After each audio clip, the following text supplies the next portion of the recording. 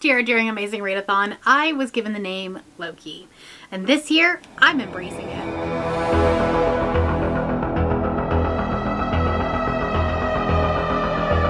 Hello everybody and welcome back to the channel. My name is Brianna and this is For Pause in a Book. I make bookish videos over here on my little corner of the internet, so if that's something that you're interested in, make sure that you hit the subscribe button down below. Today's very simple vlog. I'm reading books that are about Loki. Come on. What did you expect? Last year, I created a readathon called the Amazing Readathon. If you want to check it out, the premiere is happening this Saturday as you are watching this video. This is the video right before it. So I have it scheduled right now. So if you want to click on this, the little whatever card, whatever corner it's in, I don't know with this new camera, that's neither here nor there. Anyways, if you want to go click on it right now, hit the notification bell. That way on Saturday you'll know when to come back and watch the announcement for this year's. But last year, because this readathon had so many moving pieces, so many different things happening all at once, it's organized chaos really on my part. It's just chaos on your part. So sorry. Anyways, I was given the nickname Loki, or Brie Loki. And I thought what better way to kick off the season of Amazing Readathon this year than reading books that are about Loki. And in true Brie Loki fashion, you're going to want to pay attention to this video because the Easter eggs start now. Let's talk about the 3 books that I'm going to be reading for this vlog. I don't know much about them because I haven't started reading them yet. These were just the ones that came up in the search when I came up with the idea of this video. We're going to be starting with the more Norse mythology aspect of Loki, and we're going to be moving into the Marvel type Loki because that is truly who I aspire to be. Plus Tom Hiddleston is just gorgeous to look at. But we're going to start at the Norse mythology side, and we're going to be reading The Witch's Heart by Genevieve Gornichek. This is about Loki's wife, actually, Angrboda, can't speak today, Angrboda, who has been punished and is fleeing the punishment of Odin, and she's fleeing to the farthest reaches of a remote forest where she finds and meets and falls in love with Loki. This union produces 3 children, each one with a special destiny, and our main character, Angrboda, is determined to make sure that these children stay safe from Odin and hides them away. So that's book 1. It's been on my TBR for a really long time, so this was a great way to take it off of my physical TBR. Then we will be reading The Gospel of Loki by Joanne M. Harris, and this is like really old. I think it was published in like 2012, but it's a brilliant first-person narrative of the rise and fall of the Norse gods, retold from the point of view of the world's ultimate trickster, Loki. Tells the story of Loki's recruitment from the underworld of chaos, his many exploits on behalf of the one-eyed master Odin, though to his eventual betrayal of the gods and the fall of Asgard itself. So again, this is going to be dealing with more of the Norse mythology story of Loki, but from his perspective. And finally, we will be reading a Marvel Loki story, and this is Loki Journey into Mystery. It is a novel in the Marvel Universe. I've never actually read a novel from the Marvel Universe, so I am excited about this one. It's by Catherine Locke. It's adapted from the graphic novel into novel format. The god of lies has been reborn. Can young Loki be Asgard's savior? When Earth is plagued by an epidemic of fear, ancient prophecy says only Thor can stop the monstrous threat of the serpent. But without help from Loki, Thor is certain to fail. I don't want to read too much farther into the synopsis. I don't want to give anything away, but this will be the last book that we are reading for it. I'm very excited about these 3, and with that being said, let's get into the vlog portion of the video.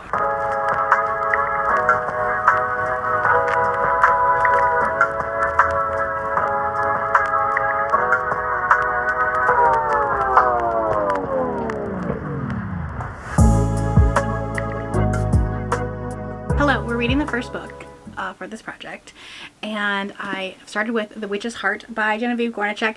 2 reasons. 1, this has been on my TBR the longest. I've had this book for years, like literally years. And 2, Libby was going to take it from me, or is going to take it from me Friday morning. It's Wednesday evening now, so we will see if it happens. But we're trying here. I'm about 25% of the way through this, and this feels like almost like slice of life fantasy. We are following the wife of Loki. Loki kind of is off doing his own thing, and our main character, Angrboda, I believe is how you say her name. I don't know. It's Norse. She is pregnant with their daughter, and like the beginning of it was a little bit traumatic. It's because there is like this traumatic pregnancy, and it's a difficult pregnancy, but like the baby has been born, life is good. There's like a little bit of complications, but life is good for the most part. I am still afraid for this poor child. It's kind of cool to see like Loki as a dad, because it's a very different dynamic than you see from the Marvel Loki, and we're kind of going to get progressively closer to the Marvel Loki in this vlog, because of the order which I'm going to be doing this. It's like ending with the actual Marvel Loki, but this one is closer to the Norse God. And obviously Loki has been portrayed in so many different aspects and in so many different ways throughout history. And it's cool to see how authors take this character and shape him into different, like, their different dynamics, right? So this is a very different Loki than what we see in the Marvel movies, and I kind of like it. It's a little bit more mature, a little bit of a homebody. Like this is Dad Loki. It's kind of fun. Like they're having this little banter together when the daughter is just a little baby. They're like, oh, I think she looks like me. I think she likes me better. And it's cute, right? So this is very slice of life. It's slow. It's quiet, and it has this like folktale aspect to it, and all of that should be like an anti-buzzword for me, but for some reason I'm eating it up. I don't think I was hooked initially with this, and I was like, oh boy, this is gonna be long. It's a 12-hour audiobook, and like that first hour and a half was like, you know, we were struggling a little bit, but this last almost like 10%, I would say, I've just been loving it. I've just been eating it up. I've just been kind of like engrossed in their lives, and I was just like doing some chores around the house, listening to this and having a grand time. So I'm excited to continue this, but I did want to check in and talk to you a little bit, but I will touch base with you when I'm a little farther in. Hello everybody, we're getting a car update. I look like a hot mess, but it is what it is. I finished The Witch's Heart. I'm giving it 3.5 stars. I definitely think that the beginning of it was better than the end. I think the quaintness of it kind of wore off quickly. Like I liked what it was trying to do, but then I needed something more. But I really liked how feminist this book was, because like I picked this up because it was like based on like Loki or whatever, but it really wasn't. It was like looking at Loki from an outside perspective, and like the main story was not about Loki at all, which like for the purpose of this vlog did not necessarily work. But I like, you know, we don't need to center men, and I think that this book did a really good job not centering men, and like used the idea of Loki as a marketing tool and being like, this is the character and she is the wife of Loki, and so people like associate it with Loki, and they automatically like they'll pick it up because they're more interested in it, but it's not about Loki. And so I don't know, I kind of liked that aspect of it, which sounds weird. I do think that if you are a type of person who liked Cersei, or I'm trying to think of like other books that are similar in vein to this, it's very much like Cersei. I liked it more than Cersei, but also I haven't read Cersei since like 2019, early 2019, so like I was a different booktuber back then, and who knows, maybe I would like it more now. Of course the sun decides to come out. It's been so cloudy all day, and I was like, oh great, I'm gonna have a great clip here, and like now it's like, whew. Okay, so anyways, we're gonna back up a little bit. All that being said, I think that this was a good book. I think that for the right audience, it's gonna really, really work for some people. I think a lot of people are gonna think it's boring because it was a little bit of like slice of life fantasy, but I do think that like for the right audience, it's gonna hit. So like objectively, it's 3.5 stars for me. Like it wasn't personally a favorite of mine, but I'm glad that I read it. And I will probably read more from this author. So let's move on to the second book.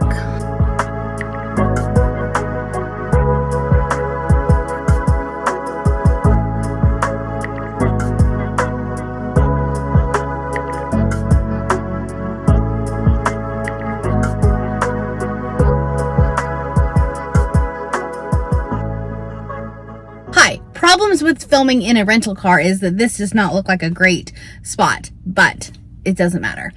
I'm here because I am 50% of the way through The Gospel of Loki by Joanna Harris. And this one is funny because I think I needed 3 books for this vlog, and this is the one I knew nothing about because I owned The Witch's Heart, and then the Marvel Loki was one that was like gifted to me as an ARC, and so I was like, okay, I have this, and that one and so I just needed a 3rd one to complete this vlog because I like my themed vlogs to have 3 books in it.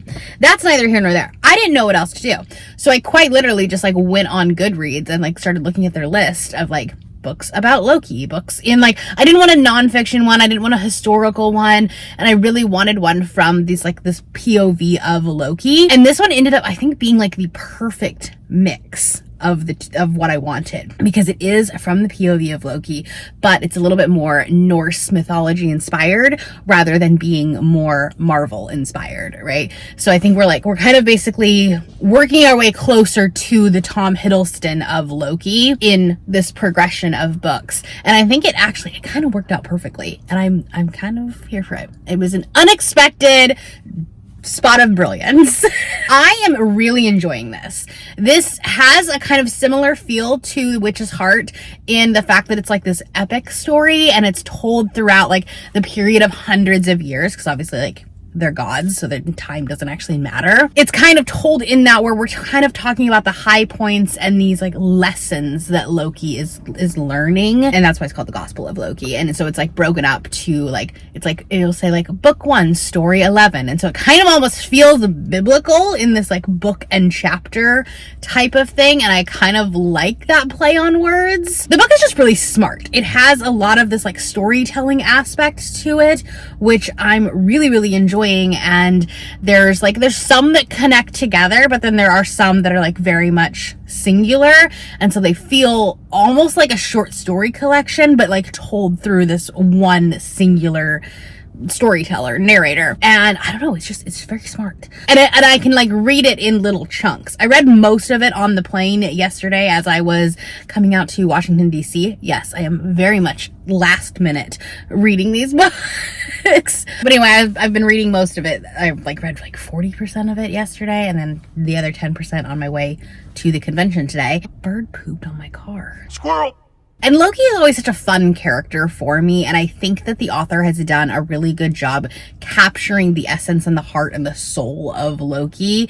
He's fun. He's a trickster. He's like conniving, but not in a malicious way. Like, he's always trying to do it for the betterment of the people that he cares about, or the gods that he cares about, you know what I mean? And so he's been like trying to help Odin and Thor and stuff like this in these like ways of like, you know, backstabbing the enemy kind of thing. And he always has these like genius ideas, and he's a problem solver. And I think that's probably why I relate to Loki so much. Being neurodivergent and having ADHD, like, that is my super skill. That is my special superpower. There we go. That's the word. In that, like, in the event of a crisis, I can problem solve. I can tell you, like, okay, we need to do X, Y, and Z, and then we'll be fine. We can do this. We need to do this.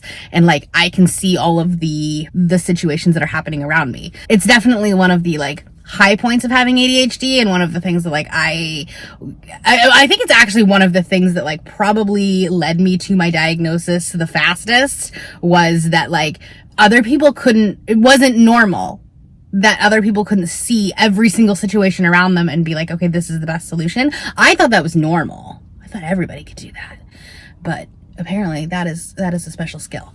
I feel like Loki can also do that. And I think that's why, like, he's known as the bringer of chaos and this stuff like this, but like, he actually has everything so calculated, and so like everything is so articulate and so like down to like this precision moment. And I think that's probably why I associate with Loki so much. But anyway, that's a bit of a tangent, a little bit of a rabbit hole. Unfortunately, also with ADHD, you also get the rabbit trails and the, you know, just the squirrel. All that to say, I think the author did a really good job bringing the essence of Loki into this character. And one of my favorite things is that he kind of breaks the fourth wall every once in a while, and he kind of like talks directly to the reader as he's like trying to teach this lesson that he had to learn, and now he's just telling this, and it's very oratory in its delivery. Anyway, those are my thoughts. Anyways, I would love to finish this today. However, this is day 1 of Polycon, and so I'm not going to necessarily be focusing on it. However, if there's like a line that I'm in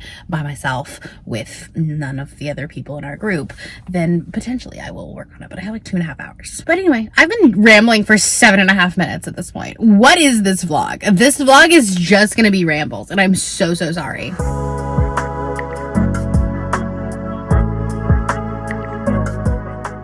Hello! I'm here unpacking everything from ApollyCon, but I have finished the Gospel of Loki. I had a hard time finding it because this was my plane book and then it wasn't on the way home. But I ended up really enjoying this book. This was such a fun time. It's not anywhere close to what I normally read. It's definitely not my normal, like my typical style of book, but I don't know, I just had a good time with it, and I feel like it really encapsulated who Loki was. I don't have a ton to say other than like what I already said at the 50% mark. I do think it dragged a little bit in the middle, and like the story started getting a little bit redundant, and it was like, yeah, we already talked about that, dude. Like we don't need to rehash that. So that's my only complaint, but I still really enjoyed it. I'm gonna give it 4 stars. I think same with The Witch's Heart. If you liked Cersei, you probably like this too, but with like more humor, more comedy. But this is like what I feel like Loki is. I feel like that's who he is. So yeah, we're gonna move on to our last book, which is, hold on, I'm gonna find it. It's still on my cart here. It's right here. The Gospel of Loki. Now this one is the Marvel one. So, hopefully, theoretically, I'm gonna like this. Theoretically. We'll see what happens. Hi, hello. I'm back home. And it's the day after ApollyCon, or after like I got back from ApollyCon, and it's, I'm exhausted. You can tell on my face. But anyways, that's neither here nor there. I have a couple hours left of work, but I thought I would touch base with you guys. I started my last book for this project. I almost said I started my last video. I started my last book for this project, and I'm reading Loki into the Journey of Mystery, or Journey into Mystery. I don't know. This is the Marvel one. Okay, so I actually had really high expectations for this one, but I'm about 20% in and I am goddamn bored. I feel like Loki, like the character of Loki, is really boring. And we're not getting any of the like humor and the just like the parts of Loki that make him so fun. And I don't know if it's that we need like a second POV. I don't know if we need like, I don't know what we need, but at this point, I don't even want to finish it. And that sucks. I'm going to, or at least I'm going to get a little bit farther in, because it would really suck to like end this video on a DNF. But I'm bored. I don't care. I don't care about this book. Like, I don't. And I think maybe it's because, like, the Gospel of Loki, like, ended up being so interesting, and his character is so unique and so much of what makes Loki so interesting.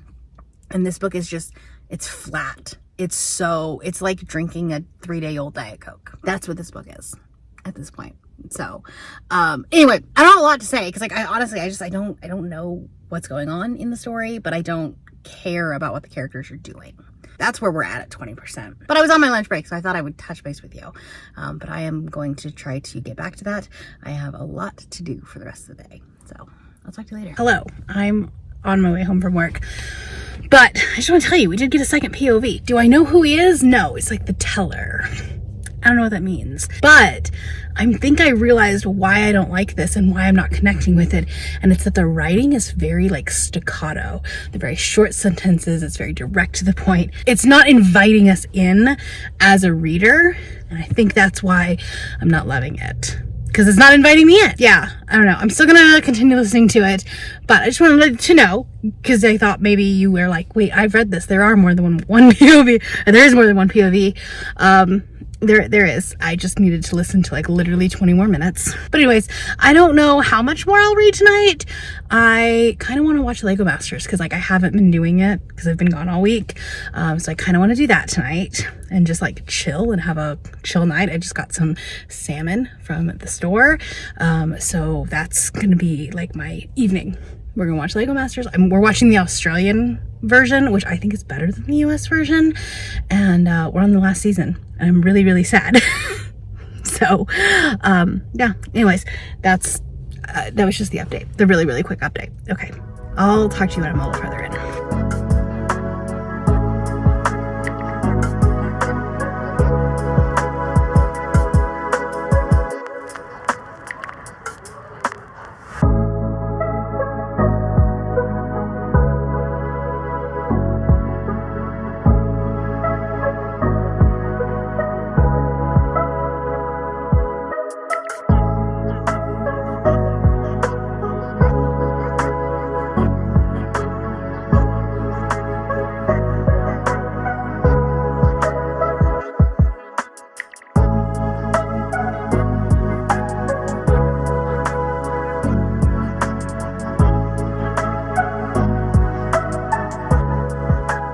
Hello guys, I'm very washed out, but I don't have the energy to try to fix it, so you're getting this as my final clip. I finished Loki, Journey into Mystery, and I'm giving it 2 stars.